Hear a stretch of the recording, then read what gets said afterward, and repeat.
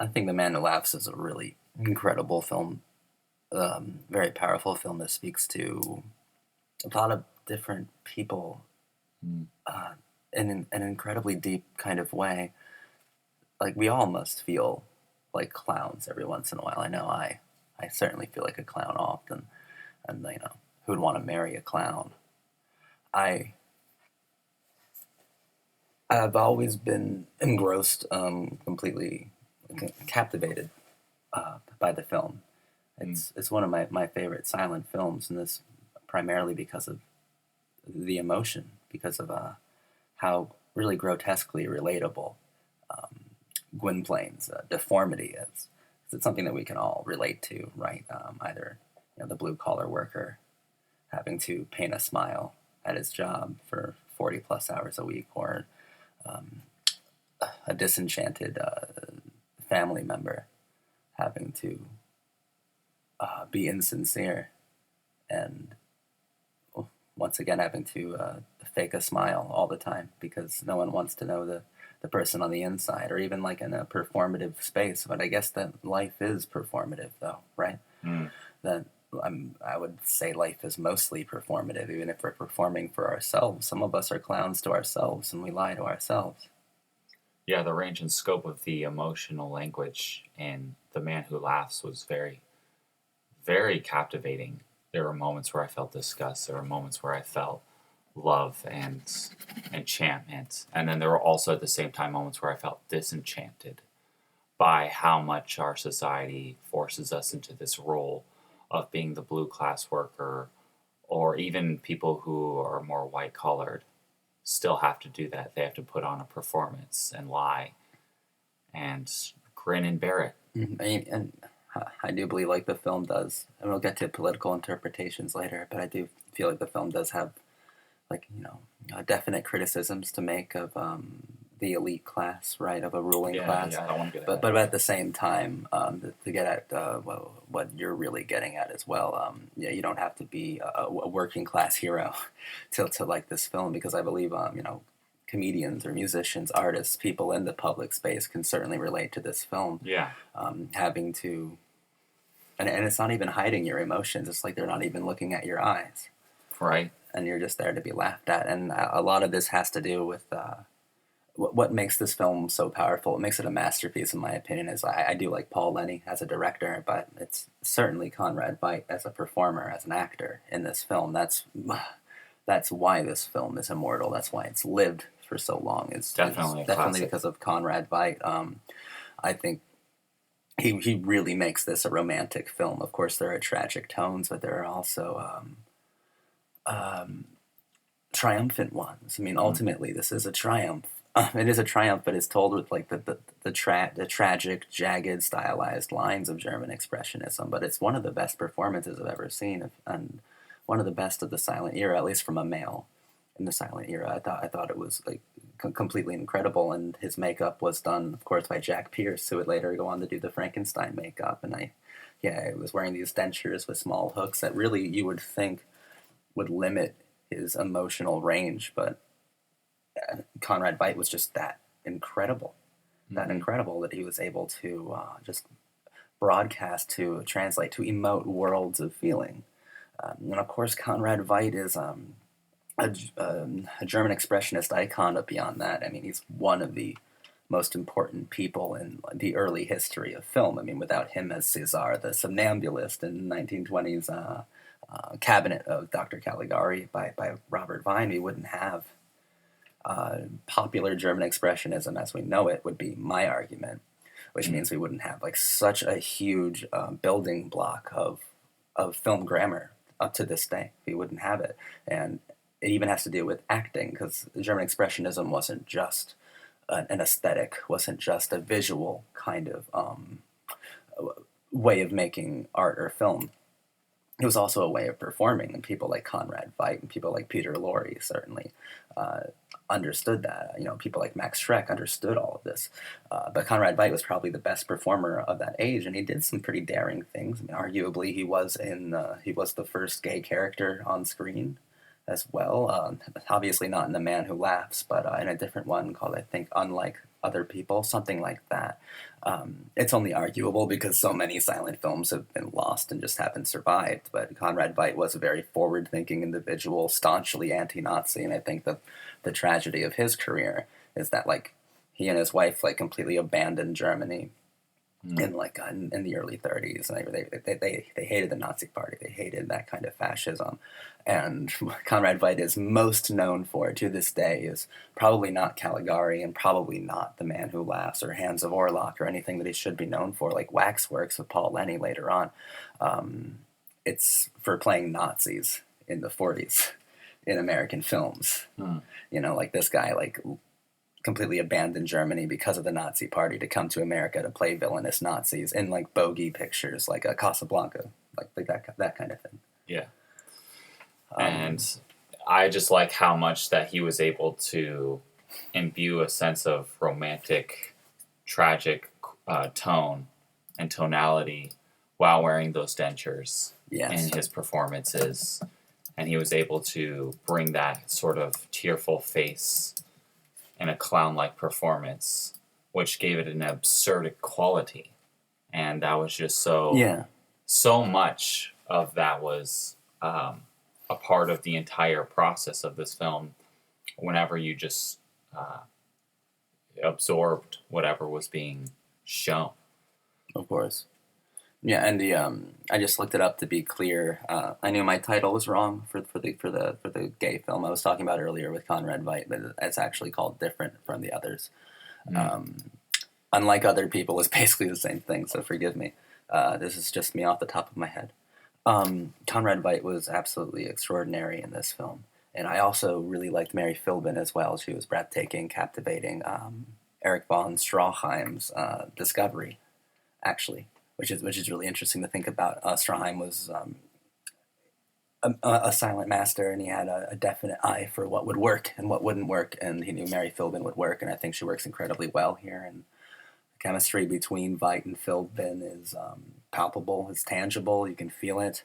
You know, the film definitely has melodramatic qualities, but that's to be expected of any sort of silent film with this kind of emotional range and output. Paul Lenny directed it, and he's definitely he's like a filmmaker like Murnau in that the man really did not, I mean, physically survive. This is through the silent era. It's almost like talkies came, and it's such a it's almost like a thunderbolt that took so many of the great silent directors away. It's almost like people like Murnau, another great expressionist filmmaker, and people like Lenny were supposed to remain within the silent era, because we like Lenny making Waxworks and Ken the Canary. But I think this is his best film. And I think it's interesting to view The Man Who Laughs through, I mean, how it was made, right? Carl Laemmle from Universal Studios. This is a studio-made art film, really. As you can see, just as much studio influence as you can see the expressionist influence. And I don't mind the studio influence at all. I think the studio influence helps the emotionality of the piece. Whereas I think the expressionism, of course, helps the expression, but it also helps set the tone, that tragic tone that we're talking about. But there is a certain magic from old studio films, from old silent studio films, that I think was really powerful, that Paul Lenny was able to harness and incorporate into German expressionism. Because this is really maybe the first film I can think of where German expressionism was being normalized. Seems to have a negative connotation, but being but that's exactly what I'm going to say. The mainstream was accepting this kind of art style, and it wasn't done by some sort of poser. It wasn't done through imitation. Paul Lenny was one of the architects of German expressionism on film, and we got the real authentic deal here. I think that The Man Who Laughs is powerful, and it has a very emotional composition. You can tell Paul Lenny thought first and foremost about emotionality. And also it's a film that is more psychological than literal, but Yeah, I wanted to actually talk a little bit more about that because then you have Victor Hugo and his writer's direction, Hmm. which comes into play, and you can see how well done that is, and especially in the opening scenes after the introduction of the whole hegemony of England Oh at the yeah. time is introduced and then done away with in the Iron Lady and everything. Then you get the story set up where Gwynplaine is abandoned. And Hmm. it's just like that one little decision made by the writer. He could have lived a completely different life as a gypsy. He could have been out on a boat. He could have grew up with that crowd, lived a completely different lifestyle. But that abandoning of that, and then seeing another child's also abandoned, realizing they had shared a twin fate like that, Absolutely. had the twin lovers trope imbued in the I'm storyline. I'm fascinated by some of the juxtapositions like that we're seeing here. The man who laughs and the woman who can't see, and we see like the two faces of drama: the frown and the smile. And of Hmm. course, characters like Gwynplaine and Dea are mirrored by grotesquely Yeah. mirrored by of uh, uh, the jester of the Queen's court and the Duchess. Like Hmm. they're grotesquely mirrored in the worst possible way. But I mean, Victor Hugo, of course, is one of the most famous writers of all time, right? Because apart from this, I think he wrote both Notre Dame and Phantom of the Opera, Right. which is really, I guess, what this movie was following. They were following those Lon Chaney films, and this film is occasionally grotesque. I mean, there are times like you love Gwynplaine, Right. but he is occasionally disturbing to look at. Even though Yeah. you know his emotionality, like in the Queen's Definitely. Court, screaming about how God made him first, he deliberately, Paul Lenny and Conrad Veidt played through that scene in a very earnest way, but also in a way that is kind of terrifying. You know, some of God's creations are terrifying, but they're still creations of God, I suppose. But you can draw a direct line. This is definitely a building block. It's fundamental. It's a foundation of the monster movie. You can draw a direct line from The Man Who Laughs to Frankenstein very easily. Yeah. You know, I mean, you can very easily do that. And as a monster movie, if you view it as a monster film, of course you have the sympathetic monster kind of thing. But what I like, what elevates it from a monster film, is also what separates it from one as well, or traditionally separates it, is that it's not a tragedy; it is a triumph. Exactly. You know, Hmm. and And the direction of that is done through the lens of a romance, star-crossed lover, and Shakespeare's mentioned a few times. So yeah, you can definitely tell that Victor Hugo and Paul Lenny moved with that same direction, that same motif, and then just transitioned that into how love can be a triumphant quality in film and writing and books, whatever art medium that you're trying to express your yeah. language. And it's not as if Gwynplaine becomes less physically grotesque; he becomes accepted. He Yeah. becomes liberated from like his own prison. Like it's a superficial prison, but it's a prison that's very understandable. It's a physical deformity. Yeah, it's definitely a lot more psychological than it is literal.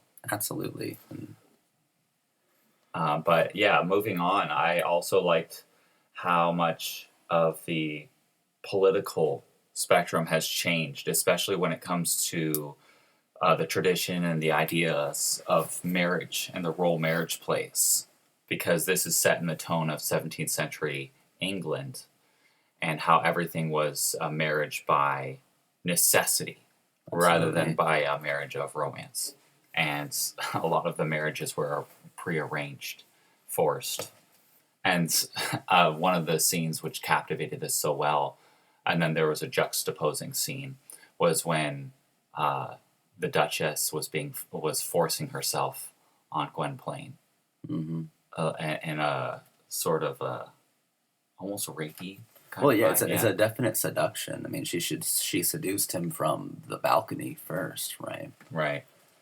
And you can tell that he definitely had Gwynplaine. I mean, had love for Dea, Yeah, and he felt betrayal, and that even though he was being portrayed as a monster, he had more morals than the Duchess. true. But he was curious about the Duchess, Of erotically course, curious about the Duchess, because Dea can't see him, doesn't know what he looks like, so he has like the lowest possible opinion of himself. Yeah, he is.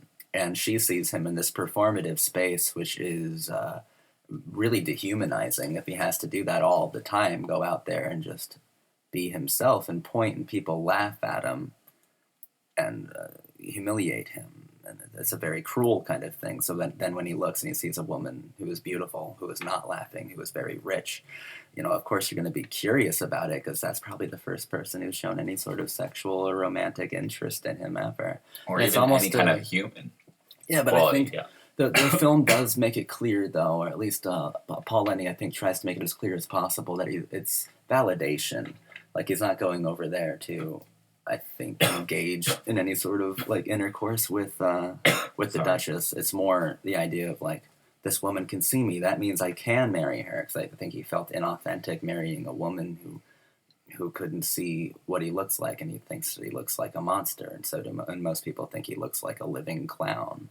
Right. Because he does. That's the point, too.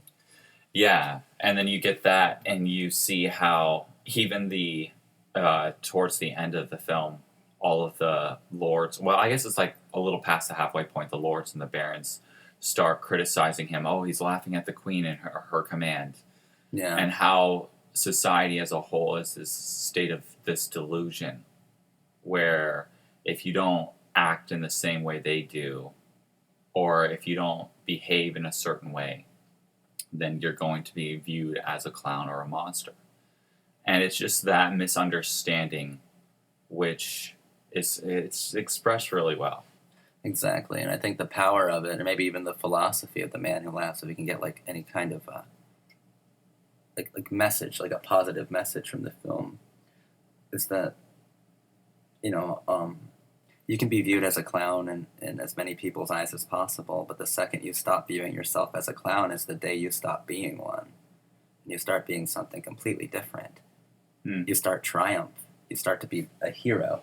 As awkward as it may look and as grotesque as it may seem, you can be the smiling, clownish hero, but you're no longer a clown. You're no longer being abused. You're actually like maybe even taking an existentialist like progressive step forward and actually are being the architect of your own existence. I can see that.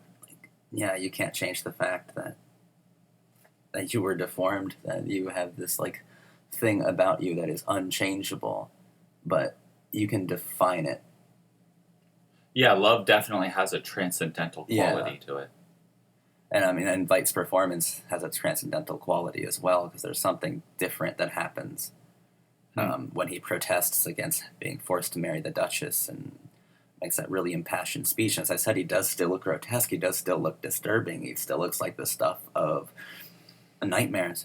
But at the same time, he's heroic. There's still a heroic posturing and a horror-like atmosphere to it still. Yeah, definitely does, because the whole silent film era was marketed by German expressionist films that focus on shadow more than on light. Well, at least in a large way it was. Not entirely, though. Of course not. When people look back on the silent era, a lot of people remember German expressionism films the most fondly, but they remember like 4 or 5 of them really well. But it's not like Americans weren't doing anything fascinating. I mean, when I talk about building blocks, look no further than DeMille or Griffith. Like, the silent era had a lot of wonderful things, but this is, I think, a really a watershed moment probably in world cinema, like, coming together. I mean, this is, like, a film made by a Jewish production house, by a German expressionist filmmaker and an anti-Nazi star. It was a big German, like, name. Making an American film with German languages, but also with that fresh Hollywood melodramatic appeal. Absolutely. Like, I think it's got so many things going for it. I think it really does mean a lot in film history as well. The silent era, I mean, the stuff I like the most is probably in debt to expressionism in some way, but I also think that, like, King Vidor is possibly the best silent filmmaker of all time. I think that people like Chaplin and people like Stroheim and like Sternberg, like people who weren't necessarily involved in expressionism, are still just incredible to watch, make incredible films. I mean, the silent era is probably like one of the most artful eras there are, because it was mostly about emotionality, or it's about seduction. You know, you see Rudolph Valentino on screen or Clara Bow on screen. It was about romancing you and seducing you and making you feel something, because that's what silent era, uh, the performative quality of all the films are all about. That's what the pantomime was about. It was to reach out and like compel feelings from you, whether or not you wanted to feel them or not. But they don't have to be like comedy, like Keaton or Chaplin could do so well and make you laugh without even trying, or make you feel aroused, like a Bow or a Valentino or a Louise Brooks. There's also room for people like Conrad Veidt, who, I mean, before this moment are there to really unsettle you. And in Yeah. this one, he's there to unsettle you as well, but he's also there for you to commiserate with, like Right. honestly commiserate with philosophically. Like, we all have to feel that way. We all feel like a clown. And once again, who'd want to marry a clown? Who'd want to be with a clown? We're all afraid, and we're all afraid of the monster that we aren't on the inside, the one that we seem like superficially, Yeah. you know? And this is one of those landmark films of the many films during the silent era which showed a reflection and a shift in society and cultural values away from the idea of a traditional need-based marriage to a romantic-based Mhm. arrangement, one that was chosen by the individual and for the individual's wants and needs. And just going on with that, you can really start to talk about the philosophical depth provided, because not only does this particular film, The Man Who Laughs, talk specifically about the philosopher and his role in the arrangement of marriage, but you're done that more literally with I forgot the name of the philosopher guy. Ursus. Ursus, that's right. Ursus does something very wonderful and kind. He shelters two orphans, Yeah. and that same love motif is carried forward towards the end, where Gwynplaine and Dea basically create a family, and that's Absolutely. the end. That's the triumph of it. I mean, I think it's a really interesting topic to think about how much Hollywood, or at least cinematic melodrama and depictions of romance, really informed cultural recreations of it Mhm. in an actual place. Like, I think once Hollywood and certain authors of the time started speaking more romantically, it was 20s were also talking about like Yeah, Fitzgerald and like a nihilist, like kind of degeneration of the popular concept of marriage as a needs-based thing. And how you should really strive for something more emotional, in fact wildly emotional, in fact just go for it, just go with your heart. I think it's fascinating that certain films can really highlight this change, and it's a change for the better. If we can say something about how art informs culture, I think this definitely informed culture in a very positive way. You should definitely yeah, be with someone who you love, regardless of of wealth, and regardless of like a hideous deformity, which like this is. Like, we can't ignore the fact that he absolutely is hideously deformed, and he doesn't ignore it either. Near the end, he doesn't cover his mouth anymore. yeah. He And then he fights. also, He fights with a grin, and sometimes it's yeah, real. he also lets Dea feel his face Oh, and and his reveals it. performance in that moment is so crazy. Like, the tears in his eyes, the obvious euphoric, liberating feeling that is a validation of love. That is I feel I Yeah, feel you. remarkable things when I see that scene in particular. It's such a true moment, and that's such a true smile. Mm. Yeah, it is. It is definitely like he could have just taken the dentures off, and you would have seen the same smile. Yeah, it, it's a really heart stopping moment. Like, that's stuff that cinema's made for. If I can speak it my most romantically, if movie magic exists, yeah, that's what happens when you immortalize someone on moving on a screen on celluloid. And that's one of the most magical things on film, is to see Conrad Veidt just realize that the woman loves him and loves him and loves him, and that he is accepted. The monster's been accepted by the princess. Mm. That's a This, good way to put it. and this film has a remarkable legacy as well. Like, I think beyond even being like a precursor to very, very, very important horror and monster films of the 30s and arguably 40s, um, German Expressionism as an art style is still being used today. Wouldn't have people like Tim Burton, wouldn't have certain films like Dark City. Really, the list is endless because you can really see it in so many things. But Tim Burton deliberately evokes it all of the time. This kind of art style. But I think what the film is most known for is the fact that, at least superficially, Gwynplaine's appearance is what the Joker's appearance was based on from the Batman DC comic books. And yeah, a lot of people are familiar with The Man Who Laughs based on the Joker. Yeah, typically, if someone knows something about this film, that's what they know, and they kind of beat you over the head with it, which I think is really insulting to this film. This film has so much more to offer than it inspired a comic book character. And granted, it's one of the most famous literary characters of the last 100 years is the Joker. Sure, I will definitely grant you that. But at the same time, the story doesn't end there. Gwynplaine has absolutely nothing in common with the Joker outside of his smile, outside of the kind of wild hair and the gaunt appearance. I don't like that this film is overshadowed by the fact that it's connected to a very popular comic book supervillain. I think this film is incredibly important because it's so emotional to me.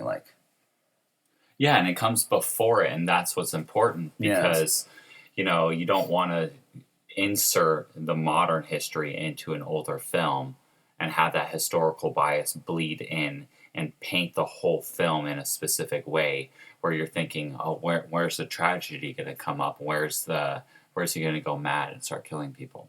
Right? You don't want to do that and make that mistake because that's not what this film's trying to convey. It's trying to convey the triumphant and transcendental quality of love, something completely demarcated from the Joker. It's such a moving film to me. When I think of The Man Who Laughs, comic books are the farthest thing from my mind. I think of Mary Philbin. I think of Conrad Veidt laughing truthfully, poetically, symbolically forever. I think of how this film really speaks to people, and I think that it works, that it's potent, and that it hasn't lost its power since 1928. We all feel this way in some sort of way. We all feel fake in a performative space. Hopefully, most of us don't feel fake to ourselves, but there are days where that can't be denied either. We all feel like a clown sometimes because we're all being laughed at. And I mean, and this is really a film that speaks to that very specific but entirely universal insecurity that we all have. And it is maybe a deformity within the human condition, and it's something that we can't get over, but something that we can embrace, and we can find other people that embrace the hideousness that we see when we think of ourselves. I can see that too, because there are moments in my life where I'm in the middle of doing something and I get this almost third person alien perspective of myself, depersonalized like that. Yeah. And this is something that's in this film as well. I mean, if culture has changed in any significant way outside of marriage and concepts of love and who you should spend the rest of your life with in a romantic kind of way, it's definitely I think world has gotten more depersonalized. The world dehumanizes you even more than it did in 1928. It can be definitely more oppressive in many different ways, and one of those ways would be the depersonalized one. I mean, if anything, I think more and more people feel like clowns, feel like the laughing man, feel like jesters for a court that they don't believe in. I feel like so many people feel this way. And you're right about that because of the historical context of things. You would have dinner with your friends and your acquaintances, but then you would go home to your family and have supper. And that tradition has been lost. And it's a different mask you wear each time, but the mask is just as fake as the other one until you can't take it off and you are deformed. I mean, culture does deform you. And the thing that saves you is something transcendental like love, but that's so hard to find, especially in The Man Who Laughs. I mean, Paul Lenny really conveys this wonderfully. Love is very difficult to find once you've already been deformed so unchangeably. You can't change it. What was the most powerful scene for you, the most moving scene? I mean, the most moving scene, Paul Lenny does a really good job of building up the performance, Gwynplaine's first performance, does a really good job of building that up. Um, and his performance on stage is one of the most terrifying things I've ever seen. When he's like everyone's laughing at him, and it's so wonderfully filmed. Those hyper transposed shots are like so wonderfully filmed. So can't pick one. No, I can't pick one, but I love that scene. But the most moving scene is the one we talked about, where Dea like feels his smile, Yeah. and feels how grotesque and enlarged and exaggerated and unmoving it is, and accepts him. And the title card reads, "God shut my eyes so that I could see the real Gwynplaine." Absolutely.